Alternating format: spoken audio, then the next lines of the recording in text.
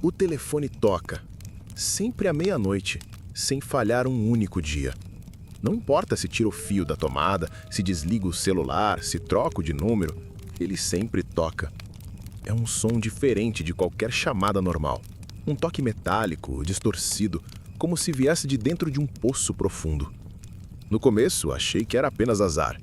Depois, coincidência. Mas na terceira noite, eu atendi. E do outro lado, ouvi a voz da minha mãe. Só que havia um detalhe impossível. Ela estava morta há 7 anos. Alô? A voz disse, exatamente igual. Não era uma gravação, era ela. Tinha a mesma entonação, as mesmas pausas, até o suspiro cansado depois de dizer uma frase. Filho, você tá aí. Meu corpo inteiro congelou. As mãos tremeram tanto que quase deixei o aparelho cair. Eu sabia que não podia ser real, mas ao mesmo tempo, era real demais. Mãe, sussurrei. Silêncio. Depois, uma risada baixa, como se algo tivesse escorregado na garganta dela. Não era a risada dela. Era mais profunda, mais arrastada. E então, desligou. Na noite seguinte aconteceu de novo, mas dessa vez não era minha mãe. Era o meu melhor amigo de infância, Gabriel. O detalhe, ele morreu atropelado quando tínhamos 12 anos. Você lembra de mim, né? Disse a voz. Eu ainda sinto a dor, ainda tô preso. A ligação durou 2 minutos e 30 segundos. Depois caiu, como se alguém tivesse cortado o fio. Passei a semana inteira sem dormir, encarando o telefone sobre a mesa. Eu sabia que à meia-noite ele ia tocar. E sempre tocava. Sempre com a voz de alguém que eu amei. Alguém que já não existia mais. Comecei a anotar. Primeira ligação, minha mãe. Segunda, Gabriel. Terceira, meu avô, morto de câncer. Quarta, minha ex-namorada que se matou 2 anos atrás. Cada chamada parecia arrancar um pedaço da minha sanidade. Eu já não sabia se eram lembranças sendo cuspidas de volta do além ou se algo estava brincando comigo. Mas a quinta ligação foi diferente. Quando atendi, ouvi a minha própria voz. Eu sei o que você fez, disse o outro eu, com um tom pesado, quase ameaçador.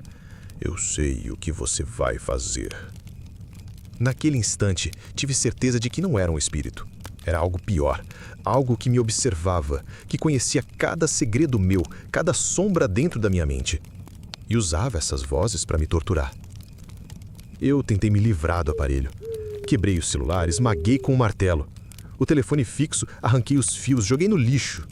Mas não importa, na noite seguinte, às meia-noite, em ponto, o som voltou. Às vezes, o telefone nem precisava estar em casa. Eu podia ouvir o toque vindo do bolso da minha calça, debaixo da cama, até do espelho do banheiro. Sempre a mesma hora, sempre a mesma presença. Passei a viver com medo de dormir, medo de atender. Mas o pior era quando eu não atendia, porque nesses dias a voz vinha de dentro da casa. Primeiro eram os sussurros no corredor. Depois um alô suave atrás da porta do quarto. Uma noite ouvi minha mãe me chamando na cozinha. A mesma entonação de antes, mas distorcida, como se estivesse sendo puxada por algo que não era humano. Fui até lá, devagar, com a respiração presa no peito. E encontrei o telefone sobre a mesa, o fio solto, desconectado. Mesmo assim, ele tocava. Você precisa ouvir, disse a voz quando atendi. Mas não era mais minha mãe, nem Gabriel, nem ninguém que eu conhecia. Era um som rouco, profundo, como 1000 vozes falando ao mesmo tempo. Eu vou usar cada uma das memórias que você guarda. Vou fazer você atender até que não reste nada além da minha voz. Desliguei e chorei. Pela primeira vez na vida, senti que não havia como escapar. Não era apenas um fantasma. Era uma entidade. E ela estava se aproximando noite após noite. Comecei a notar marcas estranhas no corpo, pequenos arranhões no pescoço, hematomas nos braços, como se alguém tivesse me segurado durante a madrugada. As vozes sabiam detalhes íntimos, segredos que nunca contei a ninguém. Era como se esse demônio, essa coisa, estivesse me esvaziando, pouco a pouco. E então, na 10ª chamada, a ligação mudou completamente. Você já sabe o que eu quero, disse a voz.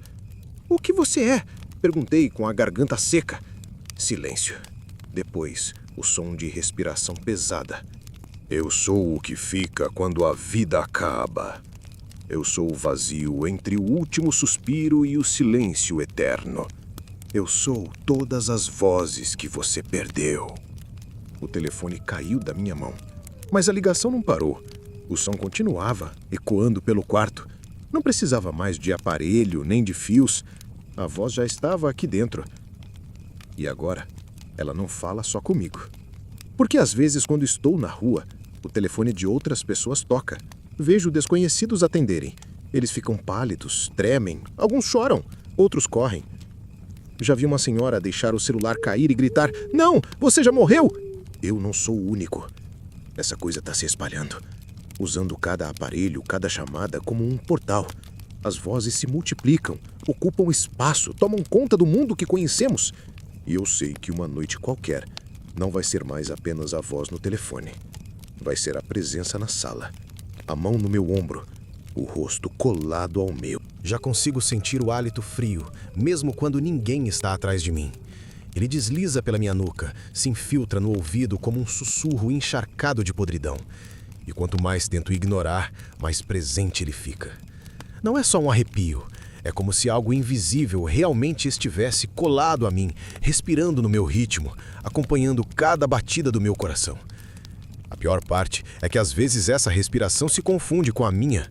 Fecho os olhos para dormir e sinto o ar entrar e sair, mas não é apenas meu pulmão. É como se houvesse 2 pulmões no mesmo corpo, dividindo o mesmo espaço. Os espelhos já não refletem apenas o que deveriam. De manhã, quando tento fingir que a noite anterior não aconteceu, vejo meu reflexo bocejando 1 segundo depois de mim, piscando mais devagar, demorando para me acompanhar. É como se estivesse atrasado ou tentando aprender. Ontem à noite, juro que vi meu reflexo abrir a boca, como se fosse falar, enquanto eu permaneci em silêncio. A voz não saiu do vidro, mas vibrou dentro da parede. Um eco abafado, como se minha própria casa tivesse começado a imitar minha fala. O telefone continua tocando, mas agora em lugares impossíveis. Uma madrugada, o som veio de dentro do travesseiro. Apertei e senti um objeto duro escondido no enchimento, como se houvesse um aparelho enfiado ali dentro. Rasguei a espuma, mas não havia nada. O som persistia, estridente, até que atendi com a palma da mão, como se eu mesmo fosse o receptor. E a voz disse: "Você já não precisa do telefone." Eu não sei se ainda existe uma barreira entre o aqui e o lá. Essa coisa atravessou. Não está apenas me ligando, está me habitando. Eu comecei a sonhar com vozes, milhares delas, chorando e rindo ao mesmo tempo. Não são só pessoas que conheci, são vozes que nunca ouvi antes, línguas que não entendo, sussurros que parecem vir de séculos passados. Quando acordo, minha garganta dói, como se eu tivesse falado por horas sem perceber. E o mais perturbador, gravei-me dormindo. Durante 4 horas seguidas, minha boca não fechou. Eu estava repetindo frases que não lembro, algumas no tom da minha mãe, outras na voz do Gabriel. Eu era todos eles ao mesmo tempo. Já não sei mais quando é dia, quando é noite. As luzes da casa piscam sozinhas. Os aparelhos eletrônicos ligam sem energia. O relógio sempre marca 00H0, mesmo quando olho no meio da tarde. É como se o tempo tivesse sido engolido pela chamada eterna, como se minha vida inteira fosse apenas uma ligação que não desliga nunca. Ontem eu vi algo que não devia. A ligação veio pelo rádio do carro, mesmo desligado. A voz disse: "Eles estão chegando pelo fio." Eu perguntei quem. A resposta foi um coro: "Todos os que você perdeu, todos os que você ainda vai perder." Meus vizinhos começaram a ouvir também. Uma criança do prédio da frente chorava, gritando que o avô morto estava chamando pelo celular desligado. Uma senhora me contou aos prantos que ouviu o filho falecido pedindo para ela abrir a porta. E quando abriu, não havia ninguém. Apenas o telefone dela caído no chão da varanda, tocando sem parar. Se isso está se espalhando, significa que não sou só eu. Significa que essa entidade, essa presença, não precisa mais se esconder. Está colecionando cada voz, cada memória, cada sombra de quem já morreu. Está montando uma biblioteca de ecos humanos para se disfarçar, para enganar, para conquistar espaço no nosso mundo. E eu sei qual é o próximo passo. Não vai se contentar apenas em falar. Vai querer se mover, andar, tocar. E quando isso acontecer, não haverá como diferenciar quem é de verdade e quem é apenas uma voz roubada. Já pensou olhar para alguém que você ama e não ter certeza se ainda é a pessoa? Ou se é apenas um cadáver vazio repetindo frases de lembranças, controlado por essa coisa? Ontem à noite, enquanto tentava fugir, corri até o campo aberto, longe da cidade. Sem vizinhos, sem aparelhos, apenas silêncio. Mas mesmo no meio da escuridão um som veio, grave, metálico, preenchendo o vento. O campo inteiro parecia vibrar com um toque de telefone que não existia. E quando tapei os ouvidos, não adiantou, porque o som vinha de dentro da minha cabeça. E a voz disse, clara como nunca: agora eu não preciso mais do telefone. Agora você é o telefone. E se você acha que isso é apenas uma história, olhe para o seu celular. Ele pode tocar a qualquer momento. E quando atender, a voz que ouvi pode não ser de alguém vivo. Se você conseguiu ouvir minha história até aqui, cuidado quando o telefone tocar esta noite. Talvez não seja só uma ligação comum. Antes que essa voz encontre você, se inscreva no canal, deixe seu like e compartilhe este vídeo. Porque quanto mais gente souber, mais chances temos de sobreviver.